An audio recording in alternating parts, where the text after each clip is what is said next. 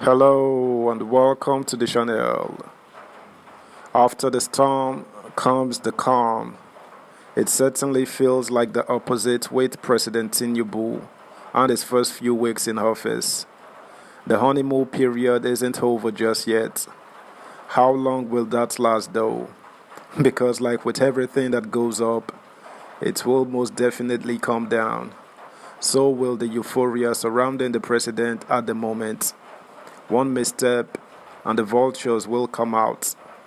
Subscribe, like, share, and comment. Thank you. Tinubu faces daunting hurdles after reform sprint. President Bola Tinubu has moved at lightning speed in his first month in office, implementing a raft of radical changes aimed at finally unleashing the full potential of Africa's sluggish economic giants. But while his rapid headway on reforms has wowed investors, some analysts, observers, and business leaders warn that bigger challenges await and question whether the 71-year-old, viewed by many as part of Nigeria's old guard, is really the man to take them on. There has been a big policy shift, but I think there are things that investors would like to see happening to really be convinced that this is a clean break from the past, said Jason Tuve, Deputy Chief Emerging Markets Economist at Capital Economics. Nigeria today faces record debt, unemployment is worryingly high, and power shortages have contributed to years of anemic growth. Oil output is shrinking, and rampant insecurity has placed swaths of the countryside outside government control. Solving those problems will be hard, but the task is made harder, observers say, by the rampant corruption and entrenched patronage networks so often blamed for the country's woes. The path to political power in Nigeria over time has always been through these vested interests, said Bismarck Rewane, CEO at Financial Derivatives Company in Lagos. When you deny them of their source of livelihood, then they will fight back. Days after his inauguration, Tinubu scrapped a decades-old petrol subsidy. He then quickly suspended the central bank governor and freed up the exchange rate. Both reforms should have long-term payoffs. Cementing them in the near term won't be easy, however. In a televised appeal, Tinubu argued ending the costly subsidy would free up money for education, regular power supply and health care, and save our country from going under. But the subsidy was popular.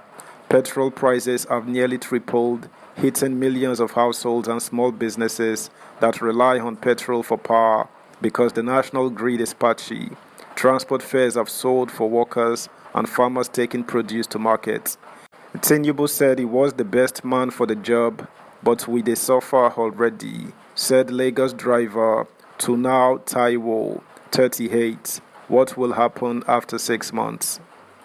An attempt to reduce the subsidy a decade ago provoked protests, forcing the government to backtrack, and unions are calling for Tinubu to reverse course or, failing that, impose a six-fold hike in the minimum wage. Ending forex restrictions and unifying the exchange rates to end chronic dollar shortages will cause further pain. The resulting naira devaluation could accelerate inflation in a country where 4 in 10 live below the poverty line. Tinubu won't be able to count on post-election popularity while he waits for reforms to bear fruit, having garnered the fewest votes of any president since military rule ended in 1999. His win is still being challenged in courts.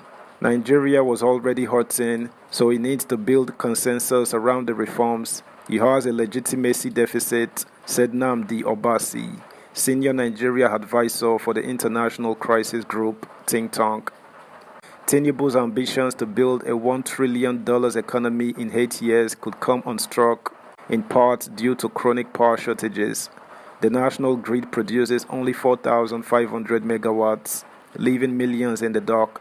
Getting the lights on would be a major win, but to do so, some say Tinubu must remove grid subsidies and cut red tape.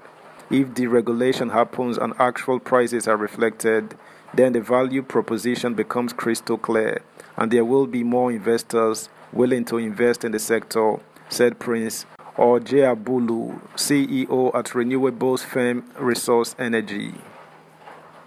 Subscribe, like, share, comment, and please turn the notification bell on. Thank you. But Nigerian state authority is largely built on control and subsidies that keep prices low and vested interest happy. Tackling insecurity will be equally thorny. When predecessor Muhammadu Buhari came to power in 2015, many hoped the retired Major General would successfully crack down on armed groups. Instead, violence that had mostly been confined to the northeast has spread.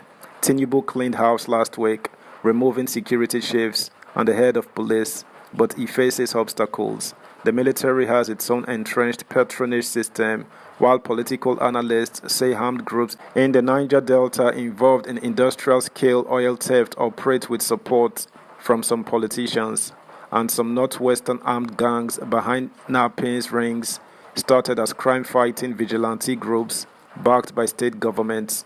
Tinubu will be judged on how he tackles these networks, their corruption and criminality.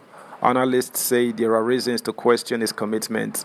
Tinubu has said he will set up a surveillance unit to protect oil pipelines and create anti-terrorist battalions and special forces to fight jihadists and armed gangs. He also wants the military involved in community initiatives to win hearts and minds. As a member of Buhari's ruling party, Tinubu benefited from a political machine and largely owes his election victory to its deep political, religious, and tribal networks. Observers worried that could leave the new president beholden to them. Tinubu suspended the head of the Financial and Economic Crimes Agency, but has yet to outline an anti-graft plan. He has never been known to be a great fighter of corruption, said Obasi. He hasn't said anything memorable about it, and his body language doesn't suggest anything revolutionary will be done. That's the news, guys. Thanks for listening. Until next time, bye.